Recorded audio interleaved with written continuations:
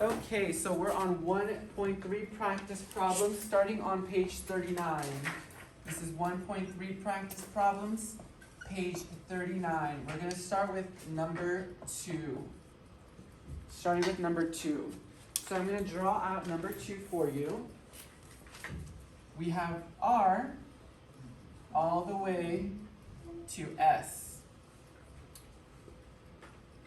What is this point called? The midpoint. And it bisects line segment RS into 2 equal parts. So we can say that line segment RM plus line segment MS equals line segment RS. Right? We can say that from here to here plus from here to here equals the total RS, okay? We can also say that line segment RM is equal to line segment MS. Who knows why we can say that? There's a clue on the problem. How do we know that RN is equal to MS?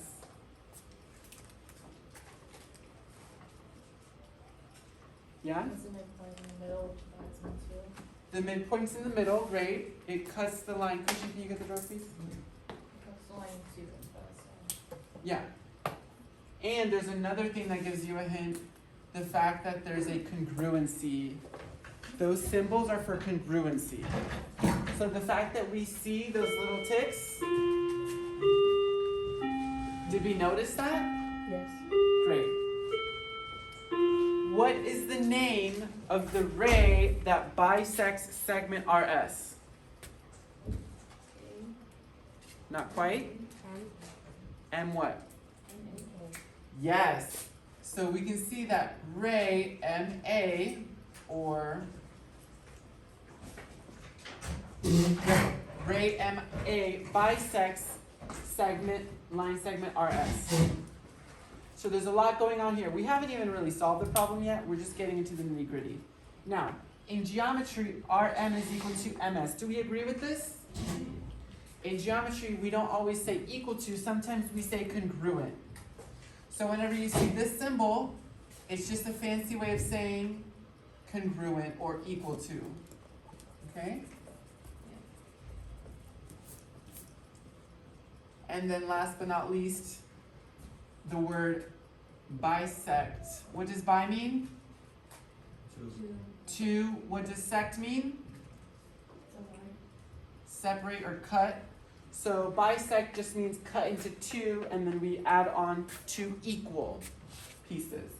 Now, if MS is equal to 9, and we know that MS is congruent to RM, what is RM equal to? 9. And we didn't need the fancy equation to know that. The second we see that little tick mark here copied over here, they are automatically equal. Okay? So if this is 9 and this is 9, what is RS in total? 18. What was that? 18. 18. Congratulations. Yes. Now go ahead and look at number 4. Without doing any math, we're just going to look at number 4. You're going to tell me what line segment RS is equal to in 5, 4, 3, 2, 1. RS is equal to what, class? 24. 24, yes. Now, we're going to move on to number 10 on page 40. Page 40. So here we have line segment CD. Line segment CD. Make sure you have your paper ripped out for this to work. It has to be ripped out. So take that page ripped out and put it in front of you, literally in front of you. Now, I'm going to show you how to do this once. So we're looking at number 10. Does everyone see number 10? Yes. Put number 10 up towards the light so that you can see through the paper and you start to see the print from the back side. Do you see it? Yeah. Great. Now looking at C, you're going to take the top right corner of your paper and you're going to fold it over so that D completely covers point C.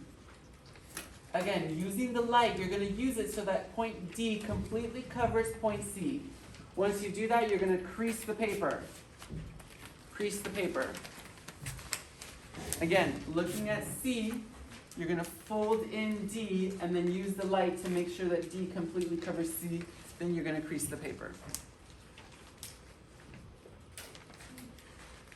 Now, when you open it up, you should see that there's a very noticeable line cutting through segment CD. Do we see that? Yes. Go ahead now with your pencil, put a line, make that line a crease, and then label the crease as point M.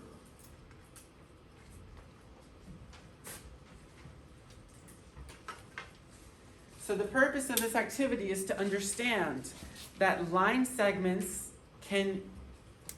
you can find the bisector or the midpoint of a line segment through a variety of methods, not just a formula. And think of the real world. If there was a collage and I asked every student in the room to cut a piece of paper in half with scissors, some people would take out a ruler. Others would just kind of guess and go for it. Others would perfectly fold it in half, make sure it was perfect, draw a line, and then cut it. Isn't there a variety of ways to get the same answer? Yes. That's exactly what we're doing here. So it's a kinesthetic approach. Are there any questions? Okay, let's go to number 22 on page 40. So we're still on page 40 and now we're on 22.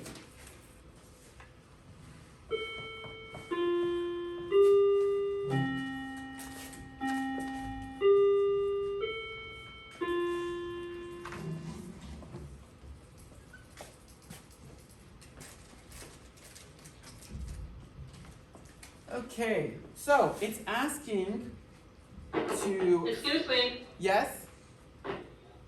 Yes? Yes, is Khalil Wilmore in class? Unfortunately, he is not today. Okay, if he shows up, he has heard dismissal. Sounds good, thank you. Thank you. Okay, so in number 22, we have the coordinates and we're looking for the midpoint. So again, it says find the coordinates of the midpoint. Do you think we're going to use this formula or this formula? The top. The midpoint one, right? Now before we get into the midpoint formula, we have to understand that when we see this, we get intimidated, right? We see this and we get frustrated. I'm here to tell you that it is nothing to be frustrated about. It's a simple plug and chug. This formula, you just put in the pieces and you solve, and it is very simple. It does all the heavy lifting for you. All you need to do is an expert at labeling. Be an expert at labeling. That's it. If you can do what I'm about to do, you have all it takes. Are we ready? Yeah. This is all you need to do to be successful. This is the first point, and this is the second. If you are able to label your paper just like I did, you already have the keys to success. Now, I label the paper, Albert Einstein labels the paper, all the great geniuses of the world label their paper. Which means if you want to be successful, you have to label the paper as well. And every single time you solve this problem, I want you to do it just like this. This is my X, this is my Y. Do we know that? Yes. Is this the first X or the second X? The first. So this is the first. Is this the first Y or the second Y? First. And then this is another X, this is another Y, this is X2, Y2. Was that complicated? No. Absolutely not. Now, we're going to copy it and transition it into the formula. So I'm going to copy the formula down, and this is how I would copy it down every single time. Right? Because that's what never changes. You have a coordinate, you have the parentheses and the comma. Do we see that? Parentheses and comma, and then you just have a divide by 2. Now, what is my x1? What is it, class? -4. Plus, what is my x2? Great. What is my y1, class? 7. Plus, what is my y2? -3. Great. Was that hard? No. No. The special sauce is labeling. If you label your points every single time, you will never be frustrated. It's another step, yes, but it's necessary to have this work out. Okay, Negative 4 plus 0. Negative 4, and then again, we're adding 0, that doesn't change anything. 7 plus negative 3 is really 7 minus 3. What's 7 minus 3? 4. Now, what is negative 4 divided by 2?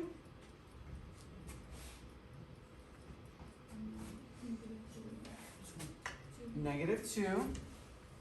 And what is 4 divided by 2? That's my answer. So the midpoint M, the coordinates of the midpoint M are negative 2, 2. Jornay, did this make sense?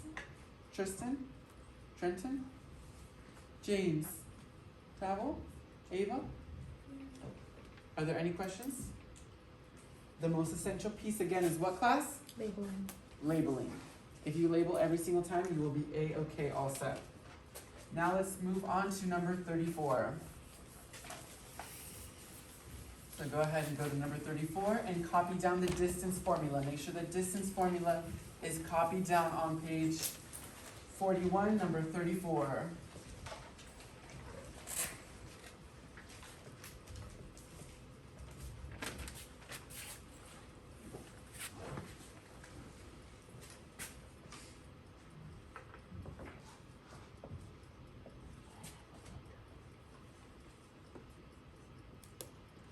And again, we're using the distance formula because it says find the distance between the 2 points. So that's the distance formula. Now, I like to call the distance formula, I actually like to call it the length formula. And that's important, okay? Because we use it for length as well. They're going to interchange the words distance and length pretty quickly. And they're going to ask you to find the length of something and you're going to use the same formula. So it's the distance and length formula. Now, what are we going to do to start solving this problem? Label. Great.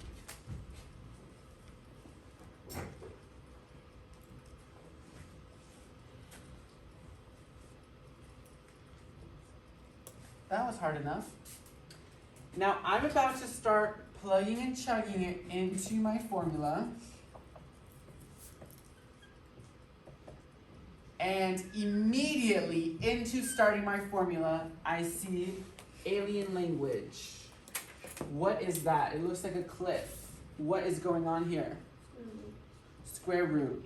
So, in order to talk about this, let's go ahead and have a quick refresher. What is 3 squared? 9. What is 4 squared? 16. Great. Because 3 squared is equal to 3 times 3, isn't it? Yes. And 4 squared is equal to 4 times 4, isn't it, right? Yes. Great. So now I'm going to say, what's the square root of 16? 4. 4. And what's the square root of 9? 3. Great. If you haven't caught on yet, here's how simple it is. What's the opposite of up? Down. Down. And what's the opposite of left? Right. Right. So what's the opposite of an exponent or the power of 2? The square root. So again, these are opposites. The same way the opposite of up is down and the opposite of left is right, the opposite of a square root is an exponent. So if it's asking for the exponent, or the square root of 16, it's asking what 2 numbers multiply together to form 16, and we know that's 4. Okay? So that's all that is. It's just a square root. Nothing too difficult. Now let's go ahead and continue now that we're a little bit more at ease over what we're looking at. What is our x2? 1. Negative 3. Negative 3 minus, what is our x1? What is our y2? Minus, what is our y1? Great. Now I'm going to start solving. We have here negative 3 minus a negative 6. What did I share happens when we subtract a negative? It turns into a positive. 2 negatives form a positive. Again, two negatives form a positive. So, if I owe someone $3 and I give them $6, now they owe me and I'm back in the positives, okay? Plus, 1 minus 5 is -4. So I'm gonna go ahead and continue solving. What is 3 squared? What is -4 squared? Positive 16, correct, because a negative times a negative is a positive. What is 9 plus 16?